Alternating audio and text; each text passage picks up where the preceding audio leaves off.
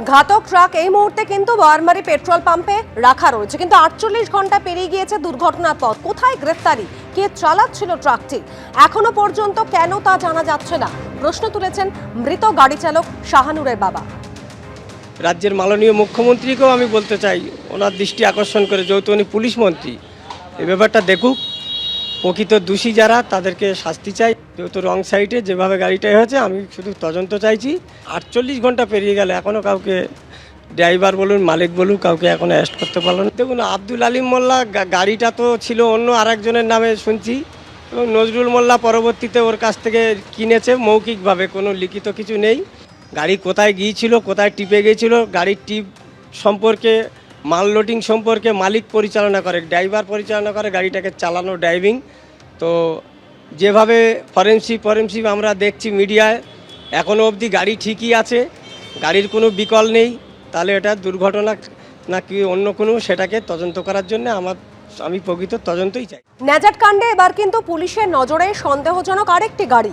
বাসন্তী হাইওয়ের একাধিক সিসিটিভি ফুটেজে নজর রেখেছে পুলিশ, এবং সেই সিসিটিভি ফুটেজ খতিয়ে দেখার পর পুলিশের নজরে এসছে একটি ইকো গাড়ি।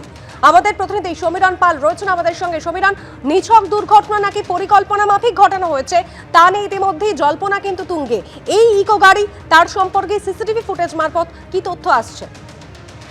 দেখো, যত সময় যাচ্ছে তত রহস্য আরো ঘনীভূত হচ্ছে, এবং পুলিশি তদন্তে একটা চাঞ্চল্যকর তথ্য উঠে আসছে যে তুমি জানো যে 18 কিলোমিটার রাস্তা বাসন্তী হাইওয়েতে মালঞ্চ থেকে সরবেরিয়া পর্যন্ত, এবং এই 18 কিলোমিটার বিস্তীর্ণ রাস্তায় বাসন্তী হাইওয়ে একাধিক সিসিটিভি ফুটেজ সংগ্রহ করেছে পুলিশ। এবং সেই সমস্ত সিসিটিভি ফুটেজ পর্যালোচনা করে পুলিশ জানতে পেরেছে যে যখন সরবেরিয়া থেকে ভোলানাথ ঘোষ বসিরহাট মহকুমা আদালতের উদ্দেশ্যে ছেলেকে সঙ্গে নিয়ে গাড়িতে রওনা হয়েছিলেন, সেই সময় থেকে একটি ইকো গাড়ি তাকে অনুসরণ করছিল, এবং সেইটা সিসিটিভি ফুটেজে স্পষ্ট করা গেছে।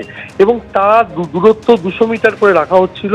এবং শুধু তাই নয়, প্রথমে পুলিশের সন্দেহ হয় কিভাবে যে সিসিটিভি ফুটেজ পর্যালোচনা করতে গিয়ে যে সময় বয়ারমারি পেট্রোল পাম্পের কাছে, অর্থাৎ কলুপাড়ার আগে যখন এই ভয়াবহ দুর্ঘটনা ঘটছে, ঠিক সেই সময় সিসিটিভি ফুটেজে দেখা যাচ্ছে বয়ারমারি বাজারে ওই ইকো গাড়িটি ইউটার্ন করে রাস্তা ঘুরিয়ে আবার ফিরতি পথে সরবেরিয়ার দিকে চলে যাচ্ছেন, অর্থাৎ দক্ষিণ 24 পরগনার দিকে বাসন্তী হাইওয়ে ধরে চলে যায় গাড়িটি। এবং গাড়িটির নাম্বার পেয়েছে পুলিশ আধিকারিকরা, এবং নাম্বারের সূত্র ধরে এই ইকো গাড়িটির খোঁজ চালানো হচ্ছে। কারণ ইকো গাড়িতে কি কালেক্টর, তারা কেউ ছিল, সেই কি ঘাতক গাড়ির চালককে পরিচালনা করছিল, এই সমস্ত উত্তর জানার জন্য ইকো গাড়িটি কি হন্যে হয়ে খুঁজছে ন্যাজাট থানার পুলিশ। ধন্যবাদ সমীরণ। একেবারে শুরু থেকেই কিন্তু ভোলানাথ ঘোষ শাহজাহান মামলার যিনি অন্যতম সাক্ষী, তিনি এই দুর্ঘটনা ঘটানো হয়েছে বলে দাবি করেছেন। এখন সন্দেহ রয়েছে কিন্তু একটি ইকো গাড়ি ঘিরেও। ভোলানাথ ঘোষ কি অভিযোগ করেছেন রাখবো আপনাদের সামনে। আলিম মোল্লাকে আমি দেখেছি এক ঝলক মৃত্যুর আগের মুহূর্ত, আর নজরুল মোল্লাকে পরে সিসিটিভি ফুটেজ দেখা যাচ্ছে গাড়িটা, লরিটা যেখানে ছিল সেখান থেকে নিয়ে গেছে ও ড্রাইভ করে। কাজের সময় ড্রাইভটা করেছে আলিম মোল্লা। পরে দেখলাম সিসিটিভি ফুটেজে যেটা তদন্ত পাচ্ছে, ওকে তুলে নিয়ে এসছে। আর সব ব্যাপারটাই পুলিশের তদন্ত, আমি সেই তদন্তের উপরে আস্থা ভরসা রাখি। ওদের দা ছুরি এইসব ছিল, মোটামুটি ওরা শস্ত্র ছিল একদম, মানে সব কিছু অ্যারেঞ্জমেন্ট করি ওরা সরবরিয়া থেকে মালঞ্চ তেঁতুলতলা পাম্প পর্যন্ত রেকি করেছে। এই তেঁতুলতলা পাম্পও মালঞ্চ কিছু লোক জড়িত আছে, সেটা আমি আস্তে আস্তে তদন্ত বেরিয়ে আসবে। আর সরবরিয়াতে যে এইগুলো পরে ওভারকাম করে, এই যাচ্ছে ওই যাচ্ছে, তার নামটা এফআইআর দেওয়া আছে, নামটা বই প্রকাশ করলাম না।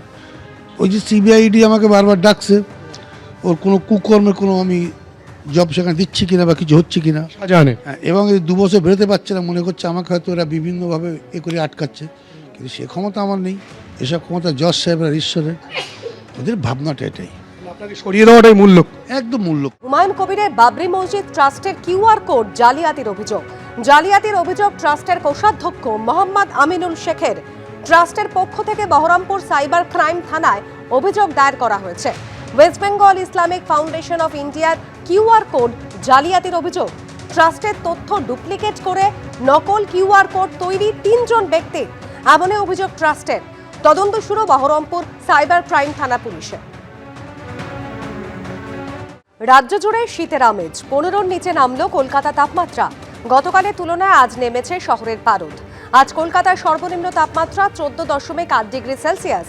কলকাতা তাপমাত্রা আজ স্বাভাবিকের থেকে 1.3 ডিগ্রি কম। দার্জিলিংয়ের সর্বনিম্ন তাপমাত্রা 4.2 ডিগ্রি সেলসিয়াস। গতকাল কলকাতার সর্বনিম্ন তাপমাত্রা ছিল 15.2 ডিগ্রি সেলসিয়াস। আবহাওয়া দপ্তর সূত্রে খবর, চলতি সপ্তাহে পারদ 15 ডিগ্রির আশেপাশেই থাকবে। দক্ষিণবঙ্গে সর্বনিম্ন তাপমাত্রা শ্রীনিকেতনে পারদ 11 ডিগ্রি সেলসিয়াস।